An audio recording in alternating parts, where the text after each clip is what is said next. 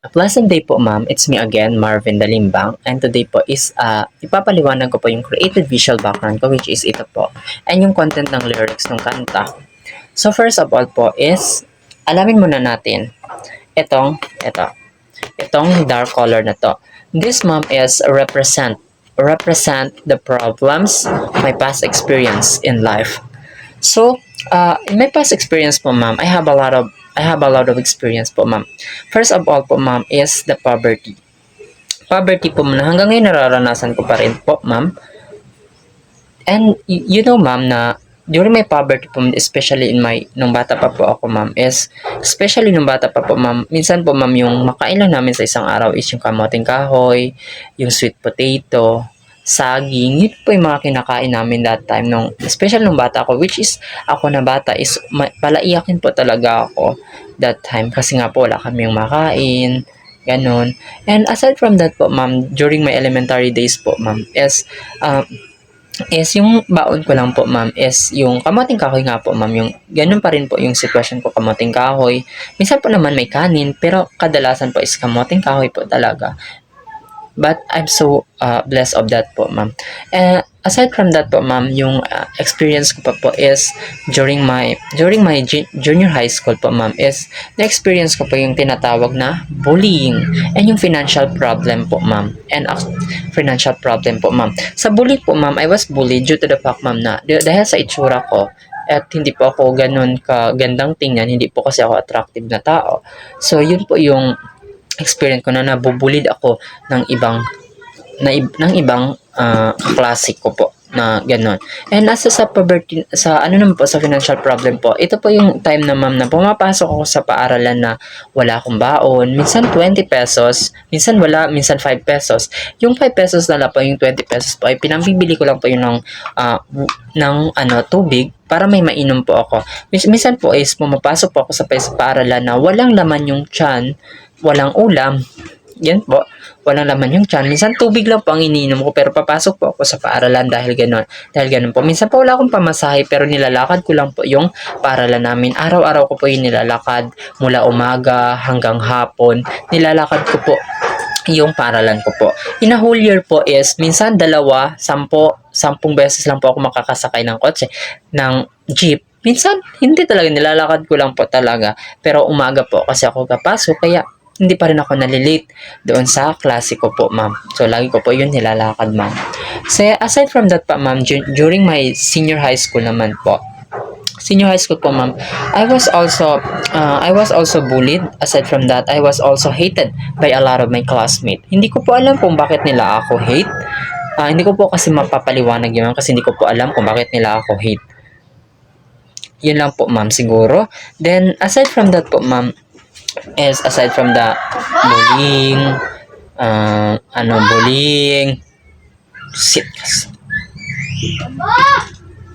aside from bullying and poverty po, ma'am, I also experienced the kinukumpara sa ibang tao, especially my mom and my dad. Kasi po, ma'am, kinukumpara po nila ako doon sa ibang tao, sa ibang bata, na yung mga ibang bata po kasi na malalaki yung katawan, malalakas po sila, kaya nilang bumuhat ng mga mabibigat na bagay compared sa akin na hindi po, ma'am. And ganun din po yung mga pinsan ko sa akin na, ay, hindi mo kaya yan kasi nga mahina ka, kasi nga ganito nga po yung katawan ko, payat na, hindi masyado nakakabuhat ng mga mabibigat na bagay, which is po nakukumpara po ako doon na hindi ko daw po kayang tumayo sa aking sariling paa. So, yun po yung mga dahilan. Pero tinatry ko po yung mga ganun bagay dati. Pero, due to the fact nga po na medyo tanggap po naman sa sarili ko na mahina yung katawan ko at hindi po ako ganun kalakas na tao. Aside from that po, ma'am, is nagkaroon din po kami ng malubhang sakit kami ng nanay ko na halos po ay kakamatay ko na po, na kung saan hindi na po ako nakakadede sa nanay ko. So, dun sa fact na po yun, na maybe yun din po yung dahilan kaya po medyo mahina yung pangangatawan ko that time po. Aside from that po, ma'am, is strict din po yung parent ko. Due to the fact, ma'am, na halos lahat ng galaw ko ay kontrolado. Halos ng lahat ng mga bagay na gusto ko sanang gawin ay hindi ko nagawa, na kung saan hindi ko na-enjoy. Pero thankful pa rin po ako doon.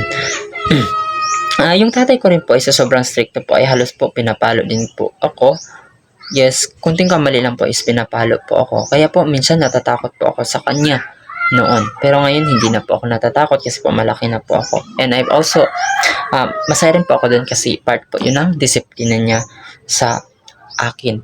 So, ito po yung nire-representa noon. Aside from that po, ma'am, is ngayon po siguro, and during this past day is marami rin po akong haters na kung saan hindi ko alam kung bakit nga po ba. And hanggang ngayon, at ngayon naman po siguro po ma'am, ang problema ko is yung sa sarili ko. Kasi po ma'am, na-pressure po ako, nai-stress po ako sa own thoughts ko. And aside from that ma'am, maybe the insecurities also on me. Yun din po pa rin po ma'am yung mga problema ko sa buhay na kung saan nire-representa ng background nito, ng color na to, na kung saan yun. But did you know ma'am na this tao, it's represent me po ma'am, but did you know ma'am that kahit kanyang mga nararanasan ko po, nakikita ko pa rin yung tinatawag nating hope, success, growth, and opportunity in life. Nakikita ko pa rin yung light within that. Nakikita ko pa rin yung great lesson within that. Kung saan yun po yung pinaka-thankful po ako sa pagkatao ko na kahit ang dami kong naranasan na akala ko dati po ma'am na hindi ko kakayanin, na akala ko po dati ma'am is nag-iisa ako, akala ko po dati ma'am na hindi ko na kaya, hindi na ako makapag-college dahil sa problema, dahil sa financial. Pero ma'am, ako yung tao na ma'am na marami, na kahit ganun man yung problema ma'am, mas nakikita ko pa rin yung kalakasan ko sa sarili ko po ma'am. Kalakasan ko po sa sarili ko po ma'am. Nakikita ko po yung hope. Nakikita ko po yung pag-asa. Always ko po nakikita yan. Kasi tingnan niyo po yung, pansin niyo po, ito po ay nakatingala doon.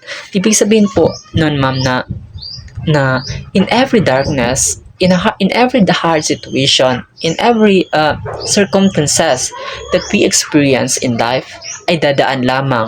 At mayroon pa ring tinatawag na light, mayroon pa ring ilaw na gagabay sa iyo, mayroon pa ring pag-asa na magbibigay sa iyo, may opportunity pa rin, at balang araw magiging successful pa rin ako. Yun po yung pinaniniwalaan po. Kaya po, ito yung gidrawing po kasi po, ito po isa sa mga personality ko na kung saan ako yung isang tao na mahilig mapag-isa. I like to be alone. Gusto ko pong sinusuportahan ko po yung sarili ko. Kita nyo na naman po nung nag-iisa lang po ako dyan, na kung saan marami sa ano ko po, sa paligid ko po, it's like dark, na kung saan ito ako, nakikita ko po na I am confident na tao. Nakikita ko po yung strong ko po sa inner ko, sa inner ko po, na mahilig po ako mapag-isa na tao. Kasi nga po, naniniwala ako na lahat ng mga bagay na ito ay malalagpasan ko at dadaan lamang. Dahil ganun po akong tao na imbis na tumigil sa mga pangarap ko dahil sa kahirapan, ako po yung tao na kapag mas lalo akong nahihirapan, lalo po akong nagpupursige, lalo ko pong nakikita yung success sa life ko, na kahit minsan umiiyak na lang ako dahil sa mga problema, pero lahat ng yun dadaan pa rin, at na-realize ko na lahat ng bagay ay may pag-asa, at tinitake ko po lahat ng mga bagay na yun as my motivation, as my inspiration sa life, as my discipline sa sarili ko, na kung saan yun po yung magiging kalakasan ko, lahat ng mga problema na yun na pinagdaanan ko, which is hanggang ngayon, at naakala ko dati na hindi ako maka first year college, pero naka first year college ako dahil kinaya ko lahat ng yung mga pagsubok na yun. And kahit na alam ko pong marami pa po ako mararanasan na pagsubok sa buhay ko na hindi pa dumarating sa akin. Alam ko pong mas malakas pa, ay may mga bagay pa po na hindi ko naranasan na mas mahirap pa doon sa dinaanan ko, na kailangan kong maging malakas pa. Kaya ito po yung pinili ko na visual background, kasi ito po yung nagre-representa sa akin na bilang isang tao, kasi ganun po ako. So ngayon po, dumako naman po tayo doon sa lyrics ng kanta. So unahin po natin yung tinatawag nating title nito is yung Unstoppable po ma'am. So yung Unstoppable po ma'am, ibig sabihin po niyan is wala pong makakapigil sa akin. Anumang pagsubok sa buhay, anumang kahirapan, anumang sabihin ng ibang tao, ikukumpara man ako, wala man silang tiwala sa akin. Since I'm unstoppable, naniniwala ako sa sarili kong kakayahan. Naniniwala ako na lahat ay maaabot ko. Lahat ng pangarap ko ay maaabot ko. Basta gagawin ko lang po yung tama. That's why pinili ko po yung unstoppable because that's me po. I'm unstoppable. So dito po sa lyrics, first lyrics po is, all smiles, I know what it takes to fall this town. I'll do it till the sun goes down and all through the night time. So meaning po dito ma'am is, yung iba, meaning po dito ma'am is the lahat ng ngiti nakikita ko, lahat ng ibang tao ay nakikita nila akong masaya, lahat ng tao ay nakikita nila akong masaya, pero hindi po nila talaga alam kung ano yung nararanasan ko ng buhay sa buhay ko. Gagawin ko to hanggang sa marating ko yung yung gusto kong makamit. So dito sinabi dito, I'll tell you what you wanna hear. Leave my sunglasses on while I shed a tear. It's never the right time. Yeah.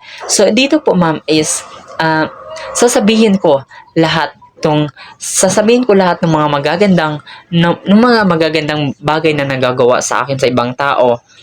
Pero kumbaga pa nasabi dito, leave my sunglasses on while I shed a tear on light. So pero hindi nila alam ma'am na umiiyak ako mag-isa. Hindi nila alam na kapag mag-iisa ko ay umiiyak ko dahil sa maraming problema na kung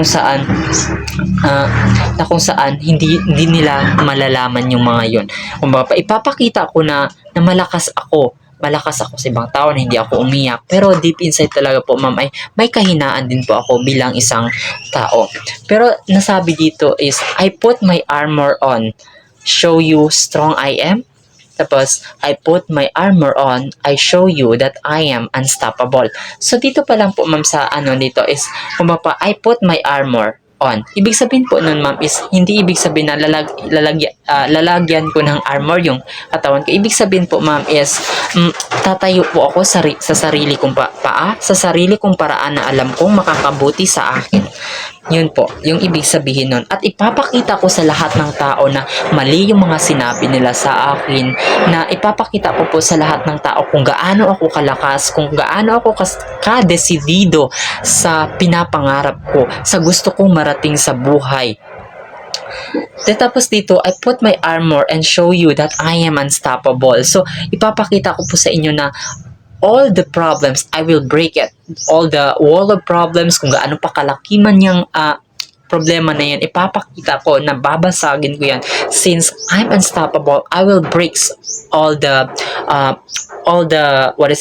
walls that hinder my ambition po ma'am.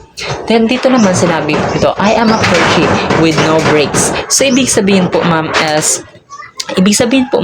nun is the confident po akong tao na kahit anong sinasabi ng ibang tao, parang ganoon din po sa first kanina, kahit anong sabi ng ibang tao, hindi ako tatablan. Kasi nga, I'm unstoppable po ma'am.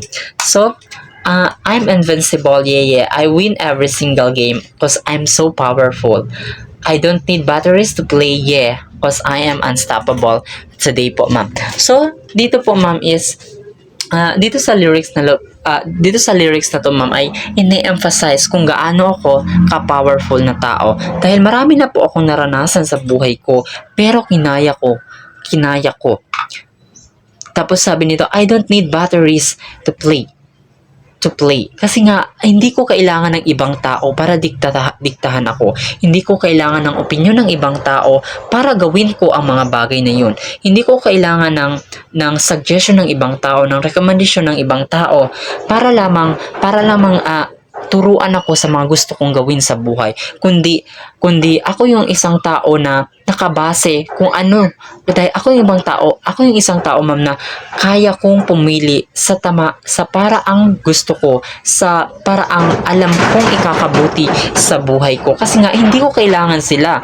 Kahit anong sabihin nila, hindi ko yan kailangan. Kasi mas kilala ko yung sarili ko at hindi yung ibang tao. Kaya nga, may kasabihan nga po, ma'am, na kilala lang nila ako sa pangalan ko pero hindi nila kilala yung pagkatao ko. Kasi nga, tapos dito, I win every single game. Lahat ng laro, kaya kong pananalo. Lahat ng problema, kakayanin ko. Kaya kong ipanalo. Kahit na mahirap, kahit nadapa man ako, babangon at babangon pa rin ako.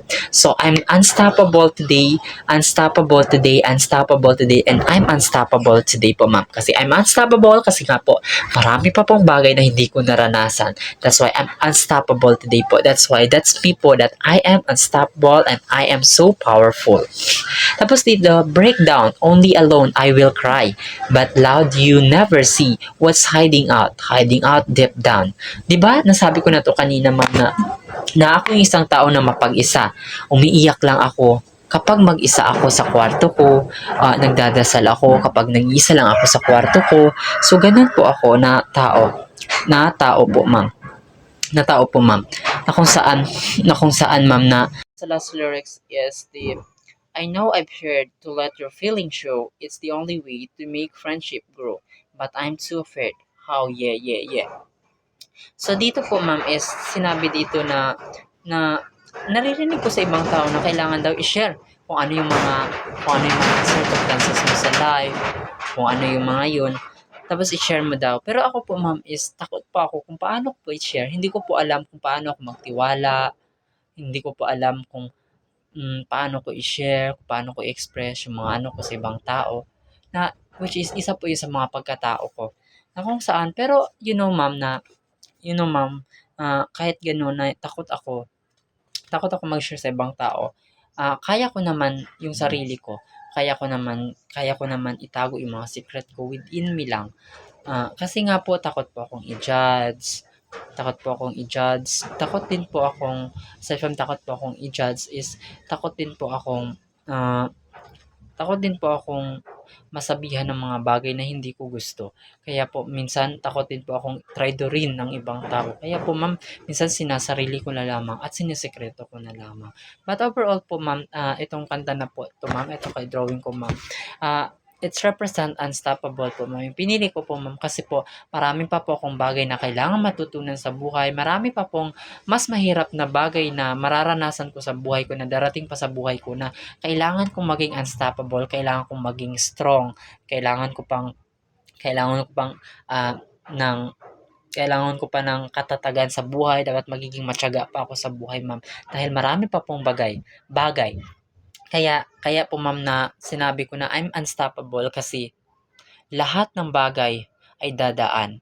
In every darkness, there's always a light. There's always a light that guide you in your path, in the right path that make you and achieve what success means. So yun po yung tumatatak sa isip ko. Kaya po, ma'am, ito po, ma'am. So, maybe, ma'am, yun lang po for today po, ma'am. Thank you.